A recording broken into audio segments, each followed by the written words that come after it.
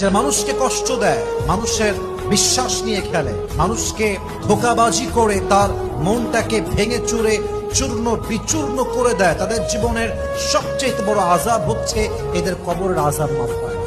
সমস্ত আযাব মাফ হতে পারে, সমস্ত গুনাহ মাফ হতে পারে, কারণ হক হচ্ছে দুই প্রকার। এক হচ্ছে হকুল্লাহ, আল্লাহর হক। দুই হচ্ছে হকুল ইবাদ। যে বান্দা আল্লাহর হক নষ্ট করে, আল্লাহ চাইলে তাকে মাফ করতে পারে, কিন্তু যেই বান্দা আরেক বান্দার হক নষ্ট করে, ওই বান্দা যতক্ষণ পর্যন্ত মাফ না করে তার গুনাহটা মাফ হয় না। কবরে এটা আজীবনের জন্য আযাবের কারণ হয়ে যায়। অতএব কাউকে কষ্ট দেওয়ার পূর্বে হাজারবার ভাববেন, এই কষ্ট আজকে আপনি দিবেন, আজকে বিশ্বাস নিয়ে খেলবেন, আজ কারো মন ভাঙবেন, আপনি আগামীকাল কবরের বাসিন্দা হয়ে যাবেন। কিন্তু ওই বান্দা যদি আপনার কষ্ট পেয়ে কেঁদে যায়, কষ্ট পেয়ে মন ভেঙে যায়, আপনাকে মাফ না করে, আপনার কবরের